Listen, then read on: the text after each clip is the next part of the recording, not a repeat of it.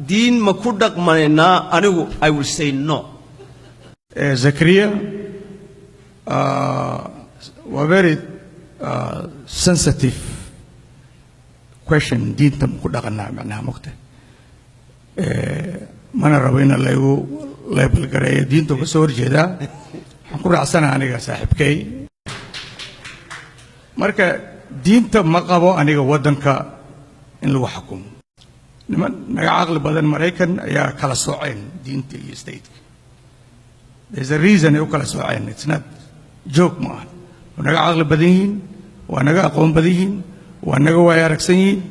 Xireen baashan hala kala sooco.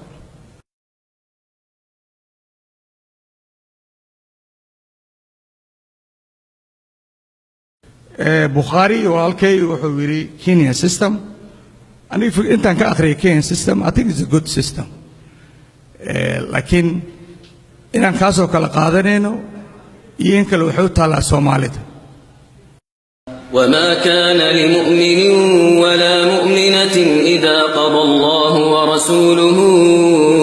أمرا أن يكون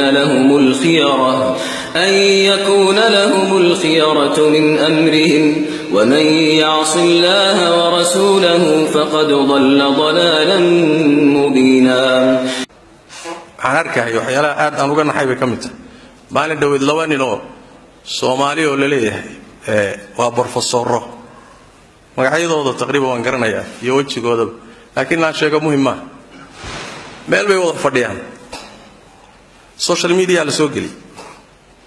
mid baa wuxuu leeyahay haddii la isweydiiyo buu shariicada islaamka ma ku dhaqanaa haddaan Soomaalina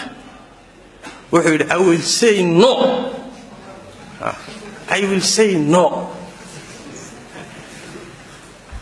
Waa professor Soomaali ah oo Maraykan wax soo baray waa shariicada ma ku dhaqanaa Soomaaliya ma ku dhaqnaa hadii la yiraahdo anigu waxaan dhihi buuri maya midkii ka dambeeyaba dibi dalo ka dar waa midkii la fadhiyay wuxuu yiri anigu horta saaxiibkay waan ku waafaqsanahay buu hadalkiisaas sababtana wuxuu yiri tanaaba ka sii daran wuxuu yiri Maraykan baa kala saaray buu yiri diinta iyo nolosha Maraykanna waa naga aqoon badan yahay obvious saas u hadlay waa professor waa naga aqoon badan yahay waa naga waaya aragsan yahay waa naga xoog badan yahay maadaama Maraykan uu diintii kala saaray iyo baashi asaga inuu kaga dayanayna saas daradeed saaxiibkay waan ku waafaqsanahay waxaan sadhihi lahaa buu yiri aan samaysano dastuur aan shariicada dib u geysanaynin kelimadaasi waa kelimo shaydaan waay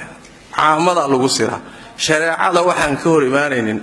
aynu aan dib u geysanin kuwa professoriintii ay gaala soo tababartay laga soo shaqeeyay ee 40 sano la soo tababaraya Soomaalida aha warkoodu kaas waa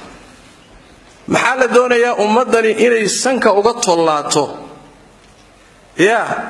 cadaan iyo reer galbeed gumaysi aan danaheeda ka shaqeyneen wixii ay ku xoogaysan lahaydna laga ilaaliyo culimadii baan leeyahay Muqdisho ka hadlayso waa in la fadhiday soo nasiib xumo ma aha dhowr iyo 20 sano kadib in Soomaaliya lagu soo celiyo mooshinkii lagu laayay culimada Soomaaliyeed ma taqaana culimadii Soomaaliyeed la toogtay ee aafadan Soomaali haysiya burburkeeduba ka bilaabatay waxa lagu laayay muxuu ah dumar gaala soo dirsatay ayaa waxay keeneen shuruuc la yiraahdo xuquuqda haweenka xeerka qoyska oo diinta Rabbi si toos uga hor imaanaysa maamulkii markaa jiray baa barnaamijkii qaatay dumar baase asal u hayo keenay markuu maamulkii qaatayna wadaadadii maya yiri wardiin Rabbi bay ummadani leedahay aqeedadeedana waa islaam arintana shariicada Rabbiga kitaabka ka hor imaanaysa yaa inta la qabqabtay abirta laga aslay Soomaaliya oo dhan oo daawanaysa meeshaana Soomaali loogama horin halkaas la iska raacay 20 iyo dhowr sano kadib oo silic iyo wareer iyo jahwareer umadu ku jirtay ayaa mooshinkii laftiisii maanta loo keenay dadka umada oo la yiri asagoo yare maldahan oo farsamaysan ayaa la yiri aynu qaadano anigu waxaan la yaabay marar badanna waan tilmaamay xoolaha la dhaqdo ariga kaba soo qaad aqli ma leh laakiin ilaahay wuxuu siiyay xogaa dareen ah ninkii xoolaha raaci jiro ariga raaci jiray baa yaqaan ariga meeshii shalay waraabuhu ku galay oo dawacadu ku gashay oo neefka lagaga reebtay oo wacdaruhu ka dhacay berri markaas ku soo dareeriso kaynta iyada ahayd madaxa u geliso uu soo didi waxa ma arkin hadda ogow dawacana ma arkin waraabana ma arkin jiifaana ma arkin gududana ma arkin arigii waa soo diday walaaligan maxaa didinay hadaa daba martaba meesha wax jooga bale raadna male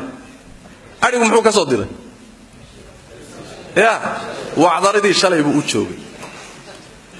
Soomaaliga calmaaniga aqoonyahanka sheeganaya aqli xumadiisu way keeni weyday war meeshii shalay ummadu ku burburtay oo wacdarahaasi ka raacay ari baaba ka diday kadid waa garan waay waxaase wax marka ummadda taladeeda wareerinay muhiimadu waxay warku waa ila sibqadee maqsuudku waxa weeyaan ummadani inay diinteeda qaadato mujtamaceeda iyo mujtamacaadkeeda iyo dawladaheedaba waa meesha maxagka awa waa meesha awoodeedu iyo quwadeedu ay ku jirto halkaana way meesha la inaga dagaalamayo